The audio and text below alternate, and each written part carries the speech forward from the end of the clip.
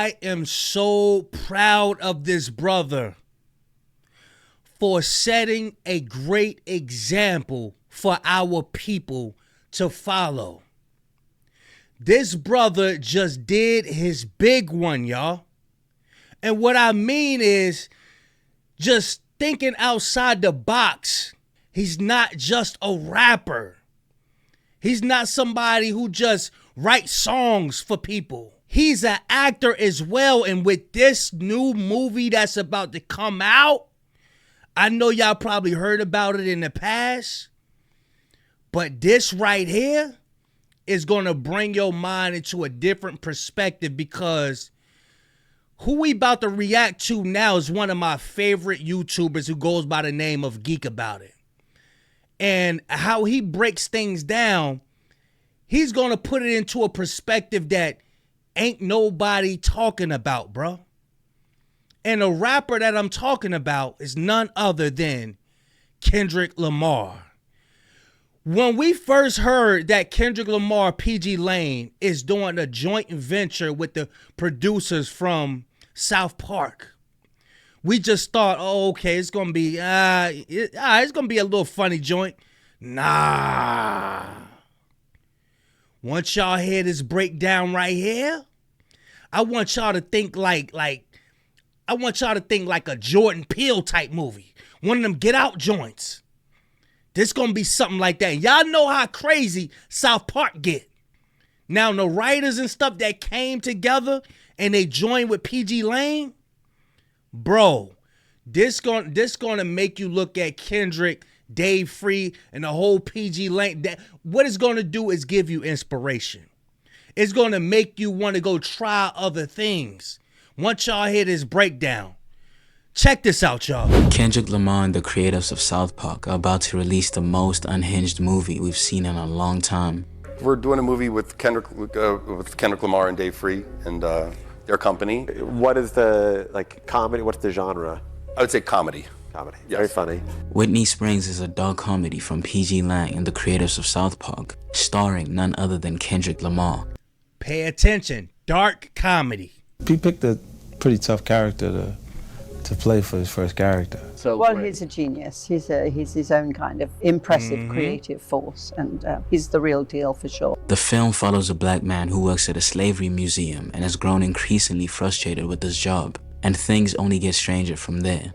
What's interesting is the story entitled Whitney Springs is inspired by a real place, the Whitney Plantation in Louisiana, which today is a museum dedicated to the history of slavery in America. Well, about an hour's drive from New Orleans along the Mississippi River sits the Civil War era sugarcane plantation. The Whitney Plantation looms as a stark reminder that our nation was built on the backs of slaves. Tourists peer into cages where slaves were beaten. Statues of black children stare back at them. The title has been public for years. And it's a difference between somebody that's just acting and playing a role just for the money and somebody that can actually relate to the character that's being played. Just like when he played in Power, when Kendrick Lamar played in Power, he played as the Fiend. He said he took one of the Fiends from Compton and he started to portray that image because that's something that he's seen growing up. He knew who to play. Now, we all know Kendrick Lamar is in touch with his people. He understands the slavery that we've been through. He always uplifting people, uplifting his culture in the music. He's going to be connected with this one right here. Yet nobody seems to have made this connection. Kendrick's character is hired by the museum to reenact the act of being a slave. Things take an even more uncomfortable turn when he discovers that his white girlfriend's ancestors once owned his. And as if this premise wasn't already wild enough, this movie is also a musical. Huh? The more you look into Whitney Springs, the stranger it gets. The years it's taken to make, all the delays and the back and forth with the studio. And almost nobody has taken the time to break down what this movie actually is. Until now. I spoke to someone who was on set when this was being shot, and they told me this movie was going to piss off a lot of people. I know this right up his lane because y'all remember We Cry Together? That joint that he did with the sister and they was in the apartment fussing and fighting, effing and yeah, this is going to be right up that lane. He said it's a musical. So I did, bruh. I'm telling you, this joint gonna have all types of surprises to it. I know. In fact, these guys are going out their way to ruffle a lot of feathers. But most importantly, their goal was to make a movie that didn't exist until now. They have even developed new technology to help them achieve this. This is Whitney Springs. Wow. PG Lang. In 2022, PG Lang announced they were teaming up with Matt Stone and Trey Parker, the creators of South Park.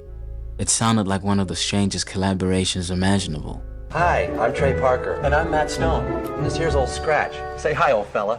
We do a show called South Park. But once you understand who Matt and Trey are and the kinds of stories they've spent their lives telling, the partnership starts to make a lot more sense.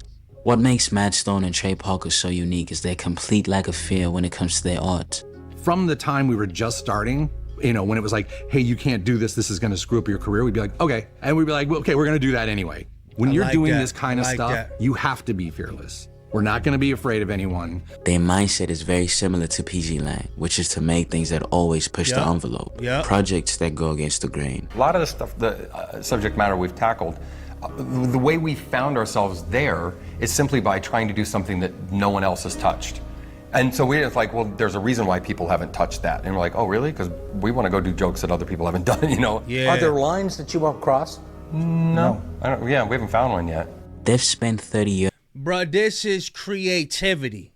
Not just walking around calling people the N-word like Chud the Builder and talking about his freedom of speech. Nah.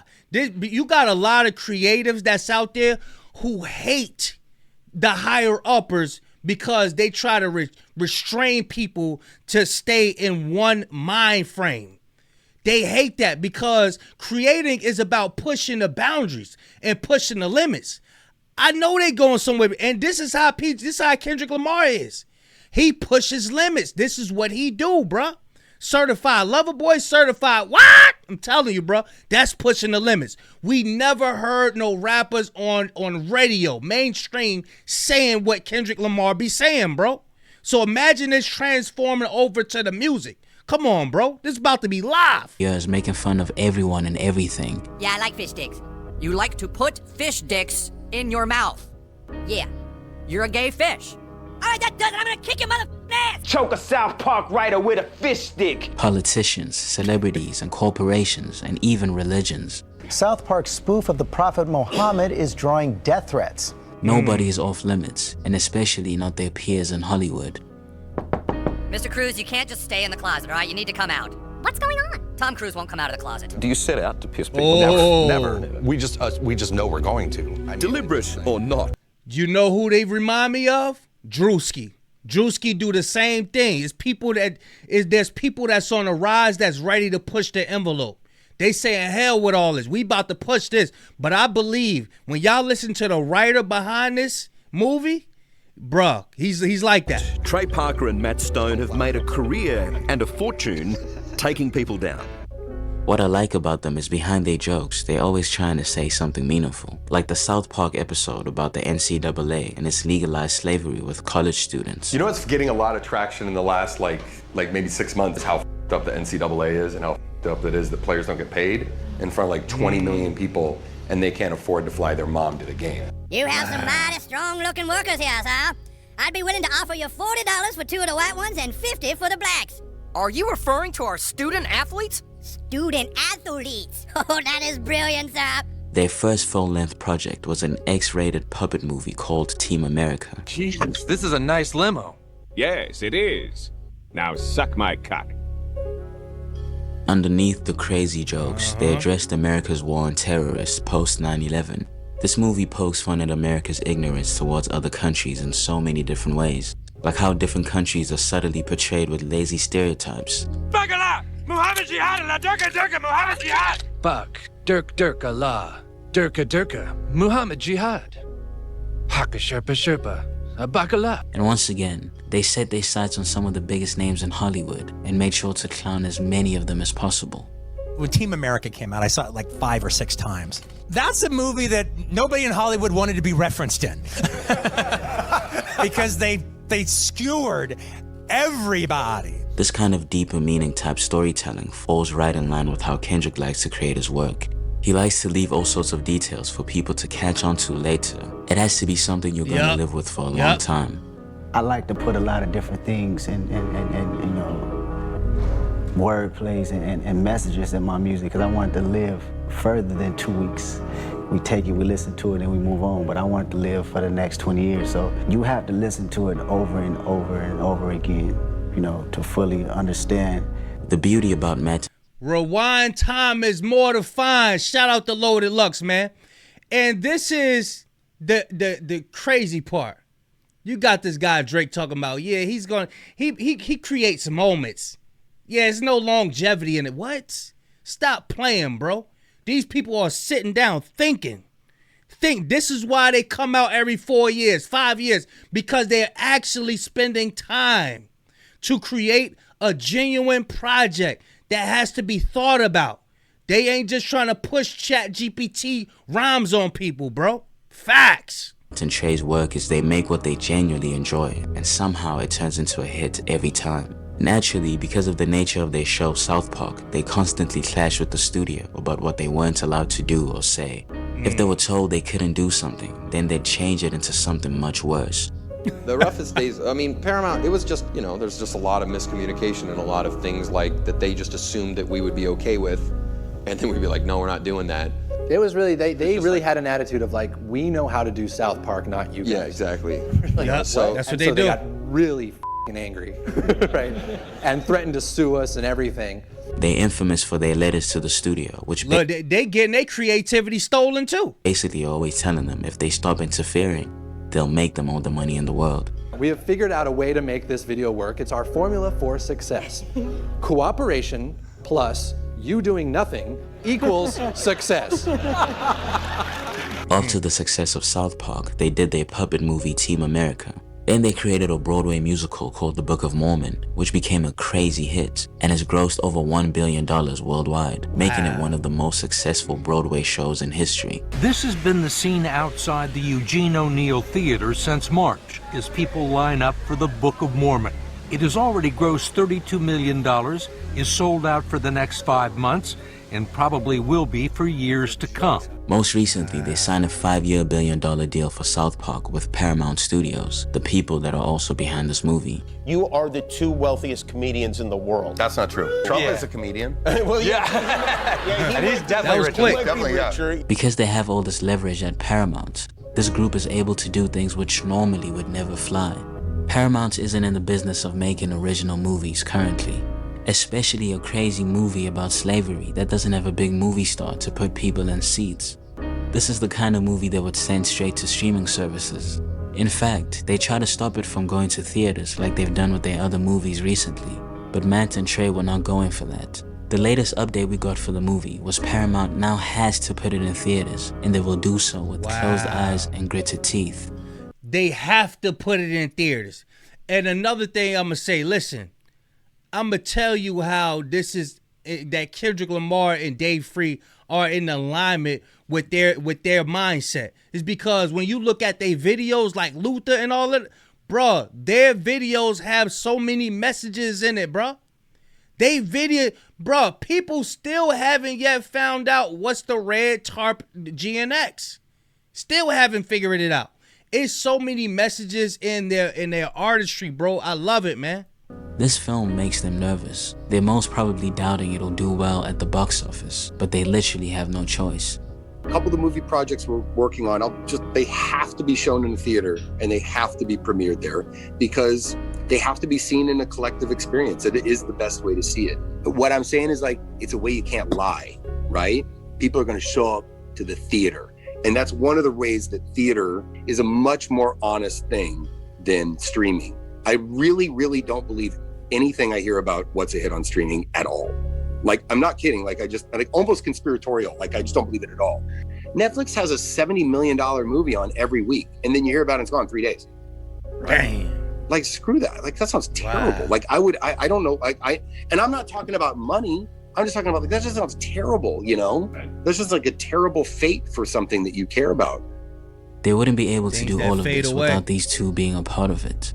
So you see how this is a perfect partnership for Kendrick and Dave. Yep. It means they can create exactly what they want without their creativity being stifled. A rapper that has never been in a movie and only has one TV appearance under his belt. There's no way any studio would have greenlit this. He got it. I'ma tell you why. Do y'all know that song, This Ain't Free? That joint? That's that's top-notch acting, bro. You looking at it like it's a telling me, bro. Come on, man. Look at the video of that, bro. I forgot the name of the song, but it'd be like, This Ain't Free, bro. I'm telling you. That acting in that video? What? Stop playing, bro. He blow a lot of professional actors out the water, bro. Project without the names that are behind it. But can Kendrick Lamar take on this role and actually do it justice? Oh, that's easy, Carl. I can do that. In 2018, Kendrick made his TV debut on an episode of Power. My nigga. He had people very impressed by his performance, even though it was short. You recently had Kendrick Lamar guest star on Power. He picked a pretty tough character to play for his first character. What makes him special? Well, I think that he's willing to challenge himself. Do you expect to see more of Kendrick on? Oh, absolutely. Yeah. And he just did a little thing on Power. I read about that. He said he was really great. He was really well, he's good. Unbelievably talented. The guy is talented. After watching him on his episode of Power, I am an even more mega fan. So remember I told you, he's gonna be like the next Will Smith, kind of like, he's amazing in every way. When speaking about, I know Drake can act and all of that, but to me, Kendrick Lamar is a more relatable actor. I can relate more to his acting than I could with. See, Drake just good at reading scripts and all that and being like a professional reader and know how to speak these words and sentences. And nah, I need something raw, bro. I need that raw, uncut, boy.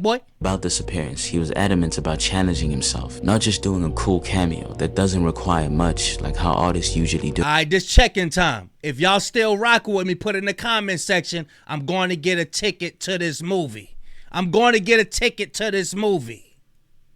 Do it. I got a call from 50 and he said he wanted to be on the show. And I said, well, what do you want to play? Yep. Do you remember what you said to me? Drug abuser, laces, a hothead. It's just a character that I know. I don't want to be something that people will predict or know. I want to be something out of the ordinary. That's what gives me the drive and it gives me the hunger, just challenging and curiosity of wondering, damn, can I really kill this? You know, this is far beyond me, or can I really connect to this, character emotionally? Film has always been embedded in his language. Good Kid, Mad City was labeled a short film on the cover.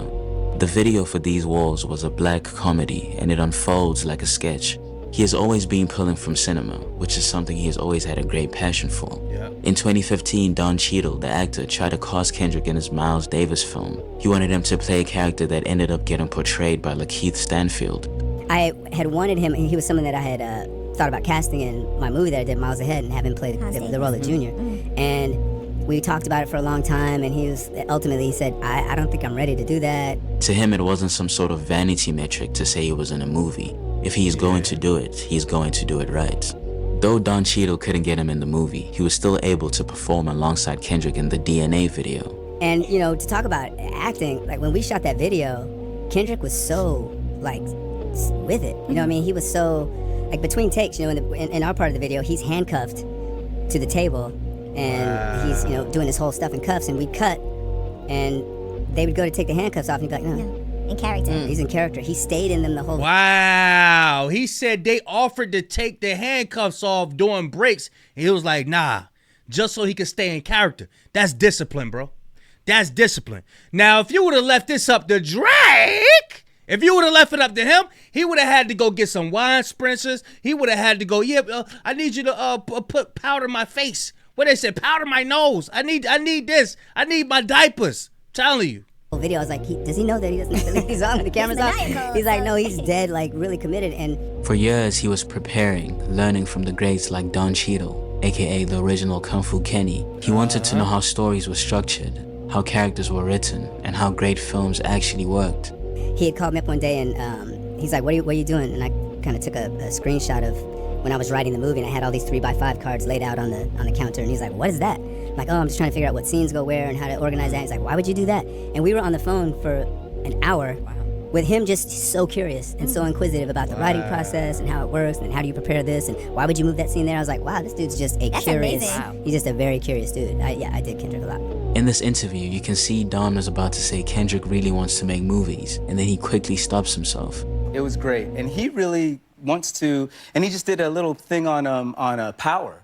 Action.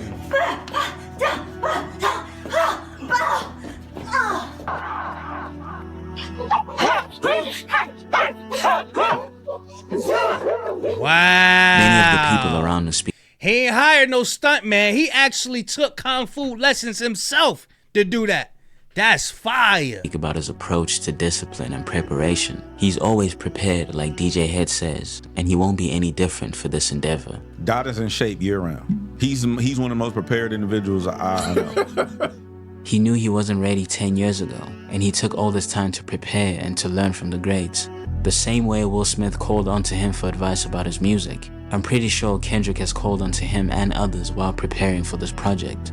I called Kendrick and Jay-Z before I started writing. Kendrick was like, you have to say that thing that you've always been terrified to say. I don't know if you've noticed this, but for the last 5 to 7 years, Kendrick has surrounded himself with more actors, filmmakers, and people in Hollywood. Looking back now, that probably should have been the first sign that he was serious about becoming an actor. And honestly, once you start looking back at his work over the last few years, the sign... Hey, I'm telling you, bro, I know Samuel Jackson hanging around him is a ball, bro. I already know. He gonna be saying MF for this, MF for that. Here, see, Samuel Jackson, he the type that have you rolling all day. You and your homeboys. Signs are everywhere. Almost everything he's done since Mr. Morale has had some kind of actor involved, or it's had some sort of cinematic influence. It really feels like him and Dave were quietly sharpening their storytelling abilities before taking on something this massive. What did you say to the lady in the parking structure? You took my damn parking spot. I told her I didn't take your damn parking spot. And how did that make you feel, reacting that way? I felt decent. How come? Because I did take it. Because I did take her parking spot. You play the therapist there, yes. and it's really good. He's so well, great. He's a genius. He's his own kind of incredibly, impressive creative force. And, he said, "I felt decent." Sure.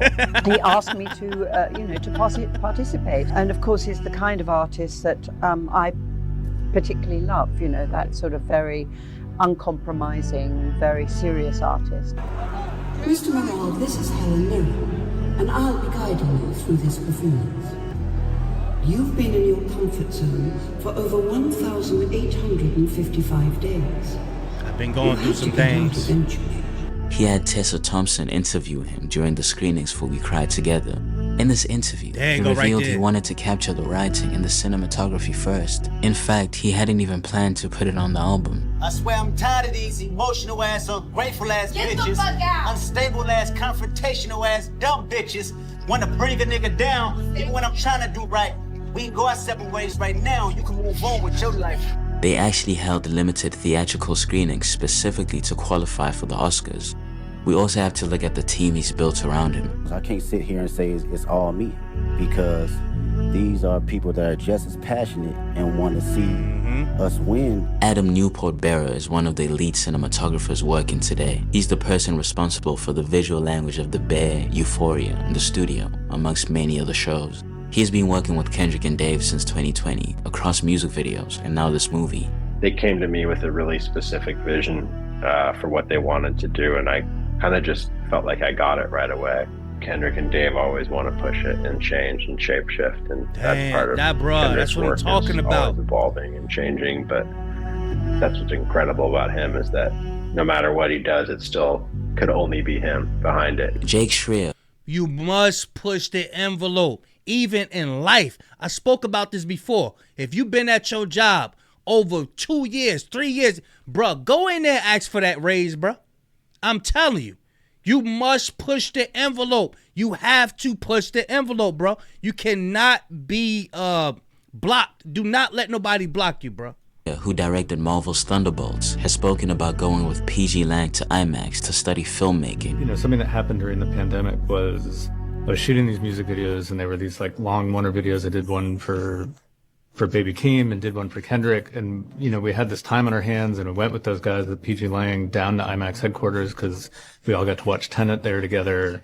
And then we actually got to have this great experience of like those music videos and the way they were filmed, and they're all in a wonder and these really spacious environments. Like we made IMAX versions of those videos and got to watch them. And those are in the full 4:3 aspect ratio. An important thing to note is this isn't just any comedy. This is a Mad Stone and Trey Parker comedy. That's a very specific type of humor. And naturally, people are wondering whether Kendrick can actually pull this off as a lead actor. But interestingly enough, people around him have been hinting for years that he's secretly hilarious in real life. I think we take him too seriously as an audience. Nah, for sure. If you isolated him in a room with two comedians, I think he'd be the funniest person. And he's a funny dude. If you know him in person, he's a very funny guy. I don't think anyone would think that. What he say in the Good Flirts? He said Duckworth, but I'm goofy. Yeah, he know he goofy, you know what I'm saying? But I think a lot of the audience just be projecting their own seriousness onto him, like, you know what I mean? Like, yo, he's a regular person, bro. He has a personality as well and a sense of humor. Because all of us on the outside have no idea. It seems very silly as they're all silly. He's actually hilarious. In real life. I heard he's a funny guy. He's hilarious. Like, that is some shit. I mean, he gonna clown you all day. I didn't have to stop this nigga from fighting on tour buses. This nigga is funny. He got 1,000 jokes. For me and for my partners that's been around me since 2005, 2006, like my brothers, they know my personality. They know my capabilities, even when it wasn't presented to the public at first. We've seen little glimpses of it. Shit, we heard it. We heard it in the Not Like Us and all of that. Yeah, those is jokes.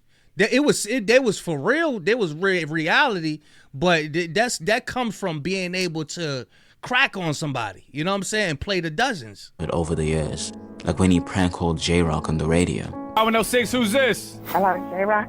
Yeah, this J-Rock, what it do?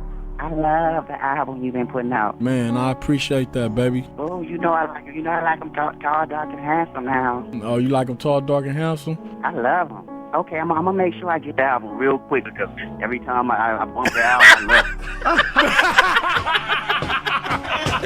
Yeah! Stuff like that reminds you Kendrick actually has a weird, goofy side that he usually keeps. Bro, that's crazy. I just did that to my cousin the other day. That's crazy, bro. I never heard that one. I heard the one with Schoolboy Q, though. I heard that one. Keeps hidden from the public. Even his childhood friend Mac has talked about this before. That for some reason it just kind of got reduced down to this. What people think he is. Yeah. That's what makes it funny. Yeah, he's fucking funny. Stupid. He's an ignorant motherfucker. So it's like, it's like when I be saying all that militant shit, I be like, man, this nigga bullshit. Yeah. Like, I see that thug, like, cause I know he a bullshit nigga. No, this nigga is a motherfucking riot. For real though. Like non-stop. This role gives him an opportunity to flex an entirely different creative muscle.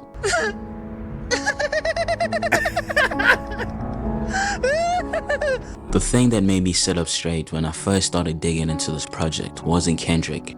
It wasn't Trey Parker or Matt Stone. It was when I found out the screenplay was written by a man named Vernon Chatman. Who the fuck are you? Vernon is a very special, peculiar character. He writes for South Park and Jackass. He's worked closely with Chris Rock and Louis C.K., someone who's widely considered one of the greatest stand-up comedians to ever do it. Oh, I get a lot of press for doing everything by myself, but I really don't. I just take all the money and the credit. This is Vernon Chatman. Hey, a lot of people do that. They just take the money or the credit. You think that they the face of it, but it's somebody in the background putting in a lot of work, bro. I'm telling you. Take The Weeknd, for example. Putting in a lot of work. You think them Drake songs. No, that's The Weeknd, boy. Really, really important. He has created a bunch of shows for Adult Swim that are unlike anything else on TV. The one that really shows you who Vernon is, and my personal favorite out of everything he's ever done, is Xavier Renegade Angel. I'm putting you out to work the field. Whippity whoa. And what do you call the... All right, I'm past the time, y'all. I'm going to leave a link in the description. It's one of my favorite YouTubers. If y'all haven't heard of him, if y'all haven't subscribed yet, please go subscribe to Geek About It. Link going to be in the description. Bruh, he got videos like this all across his channel, bruh. I love these joints, man, when he be doing these breakdowns. But yeah, make sure y'all subscribe. Make sure y'all hype and comment. Let me know what y'all think about this new movie. Are you going to go get a ticket? I'm telling you, I'm going to be there the first day it come out. Word. Big Kish signing out. Gone, y'all.